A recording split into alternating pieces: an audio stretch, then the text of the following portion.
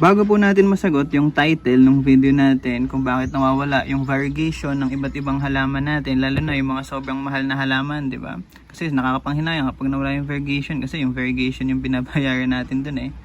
Kailangan muna nating malaman yung background at konting info din tungkol sa plant variegation. So ano muna yung variegation? So ito yung magandang example dyan, plant variegation. So ito po ay Birkins. Ito naman ay Pothos na golden Pothos. Ayan, variegated. So ito naman ay Pothos din na Enjoy naman. So yung variegation po is ano siya, type siya ng abnormality sa halaman kasi nagkukulang po ng green pigment or chlorophyll yung mga dahon ng halaman natin. So ayan po.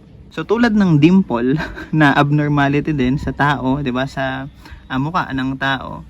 Magandang abnormality siya. So dito sa halaman, variegation yung tawag sa kanya. Mali or medyo mali dun sa pagkakatubo ng halaman, pero dahil sa kamalian na yon, gumanda yung pinakahalaman natin, 'di ba? So ano muna yung nawawala sa kanya? So yun po yung chlorophyll or yung green pigment ng pinakadahon ng halaman natin. Yung green pigment po or yung chlorophyll ng mga dahon natin, sila po yung in charge or number one na in charge sa pagfo-photosynthesis ng pinakahalaman natin. So yung less green pigment, mas mabagal pong tumubo. So mapapansin nyo yan sa ibang halaman niya na sobra yung variegation, mas matagal po talaga siyang tumubo kasi nga hindi siya nakapag-photosynthesis ng ayos.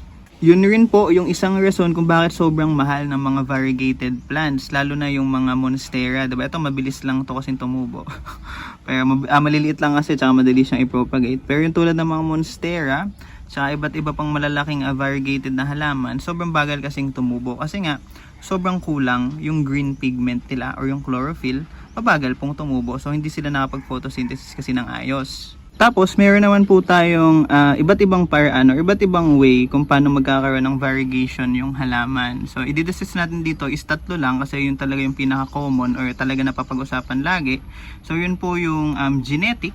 Ibig sabihin, yung mother plant natin is variegated na, tapos kukuha tayo ng cuttings doon. Siyempre, yung anak nun or maipopropagate natin, meron ding variegation. Yung sunod naman po is yung chimeric. Ibig sabihin, naturally occurring po siya or bigla na lang naging variegated yung halaman. Yun po yung pinaka-uncommon. No, yun yung pinaka-rare na mangyayari po sa halaman natin. Pero sa lahat ng halaman po, pwede pong mangyari yun, yung chimeric variegation. Talagang bigla na lang susulpot yung variegation sa bago niyang dahon. Ang chance po na magkaroon ng chimeric variegation yung halaman natin is 1 in 100,000. So yun po yung chance. Sobrang liit. Pero nangyayari po talaga yun, lalo na sa wild or sa pinaka-nature talaga. Then last na is yung mga artificial na or yung chemically induced. So wala po akong ganong halaman dito na chemically induced. Pero yung pinaka-infamous doon or yung pinaka-negative na halaman na ginamitan ng chemically induced na variegation is yung pink Congo. Pink Congo, yan daw po yung dapat na ilalaban sa pink princess na sobrang hirap padamihin.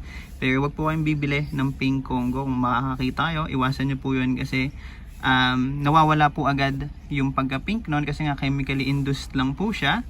Yung mga bagong dahon po doon is hindi na talaga pink. Kahit ano pong araw ang gawin nyo, hindi na po babalik yung pagka-pink nun pag naging green na ulit. So yun po yung tatlong pinakasikat na way or process ng pag-variegate ng halaman. So yung genetic, chimeric, tsaka yung artificial na or chemically induced. Tapos meron naman po tayong dalawang type or klase ng variegation. Yun po yung stable, ito tulad nyan, stable variegation, tsaka yung unstable variegation. Ano ibig sabihin nun? Ibig sabihin po ng stable variegation is lahat po ng dahon niya na-retain niya yung variegation niya kahit sa gaano kaluma yan. Ayan, provided na okay po yung sunlight natin.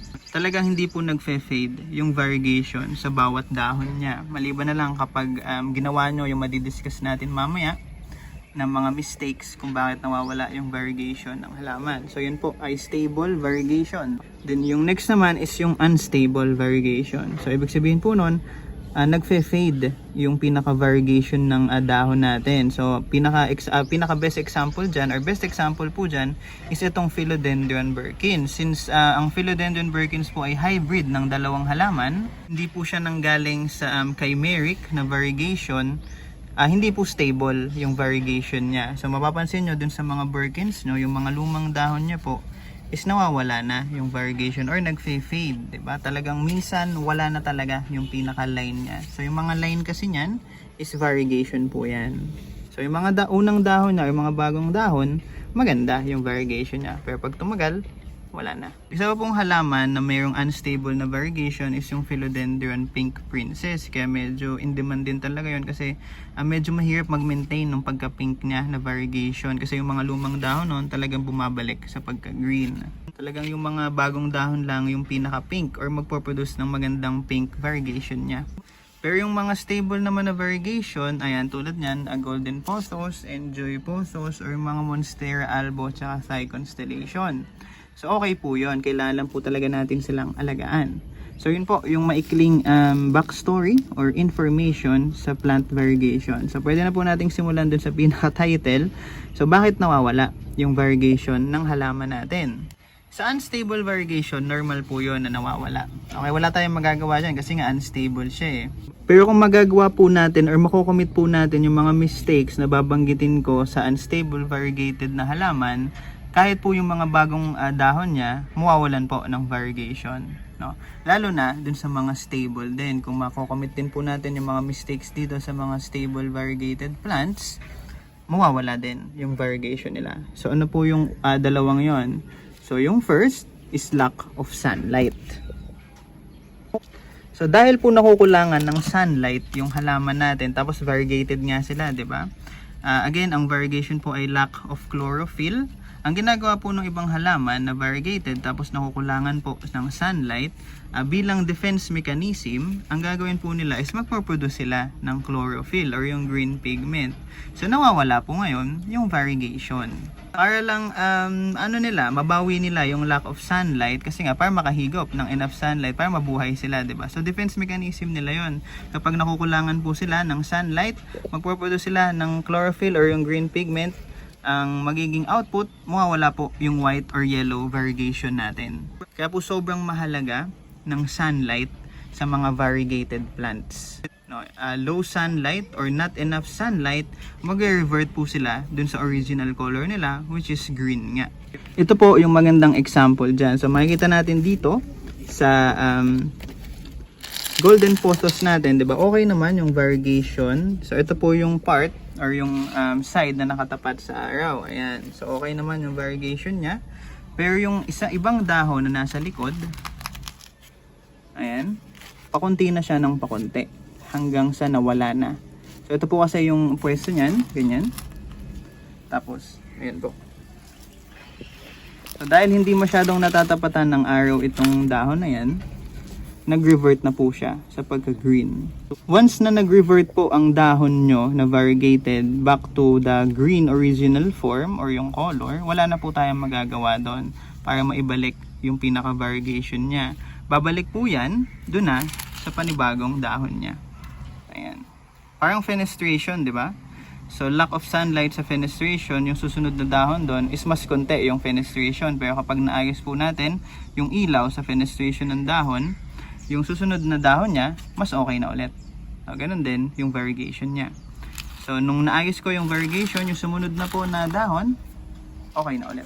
So, yun po yung nagagawa ng lack of sunlight. So, iwasan natin na pagdamutan ng sunlight yung mga variegated plants natin kasi kailangan talaga nila yon. Or else, mag-revert back po yan sa green nila na original form. Yun po yung first mistake, no? Yun yung talagang madalas nakocommit ng karamihan na may variegated plants, lack of sunlight kasi nga natatakot baka daw masunog.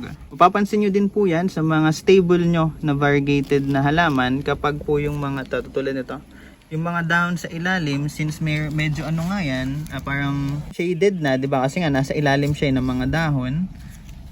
So yung variegation niya nagfe-fade, di ba?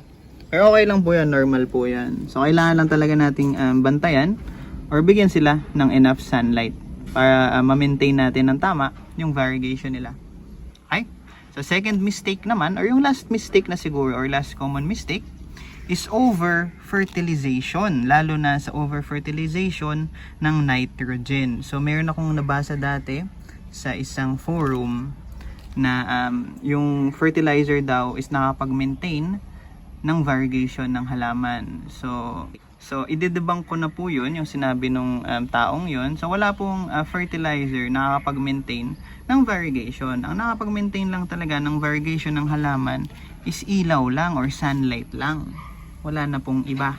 Wala pong fertilizer na nakakapag-maintain ng variegation natin. Okay? Ang fertilizer po, lalo na yung rich in nitrogen, makakapag-revert back po yan ng mga variegated na dahon natin papunta sa green nilang original form. Bakit? Kasi po, ang nitrogen sa halaman is tumutulong po yun sa production ng chlorophyll kasi ginagawa nilang sobrang healthy yung dahon. So kung in-over-fertilize nyo po yan ng rich in nitrogen, magpo-produce po ngayon yan ng chlorophyll na masyadong madami hanggang sa mawawala na yung variegation nila. Okay? So wala po, kahit anong fertilizer po yan, wala pong makakapagpatulong or makakapagparami ng variegation ng isang halaman. Kailangan lang araw talaga. Iwasan po natin mag-over-fertilize ng rich in nitrogen na fertilizer or gumamit ng fertilizer na rich in nitrogen. Kung mag-fertilize tayo, yung tamang-tama lang. Huwag po nating sosobrahan. Kasi nga, magproduce ng madaming chlorophyll or green pigment para gawing healthy. Diba? Yun yung gagawin ng fertilizer. Gagawin niyang healthy yung halaman. So, isang way para maging healthy po yung halaman is mag-photosynthesis siya ng ayos. So, para makapag-photosynthesis ng ayos, kailangan rich po sa chlorophyll or green pigment yung pinakahalaman natin. So, yun yung gagawin ng fertilizer. So, iwasan po natin na mag-over-fertilize. So, yun lang po yung dalawang mistake na kayang-kaya nating maiwasan para hindi mag-revert back yung mga variegation ng halaman natin, 'di ba? So lack of sunlight, bigyan natin sila ng sunlight. Over fertilization, tigilan na natin yung pagfe-fertilize sa kanila ng sobra-sobra. Okay, tutubo naman yan ng ayos kahit walang fertilizer. Kailangan lang natin ng konting pasensya kasi nga medyo matagal tumubo kapag variegated yung halaman. So lalo na yung mga white talaga, 'di ba? White variegation. Mas mabagal tumubo yung halaman kasi nga sobrang kulang sa chlorophyll yung pinakadahon niya. Hindi nakakapag-photosynthesis ng ayos. Okay? So sana nakatulong tong video na to. Sana na-enlighten kayo kahit papano. Pa-like na lang, tsaka pa-subscribe. Si EJ po ulit. Maraming salamat. Thank you!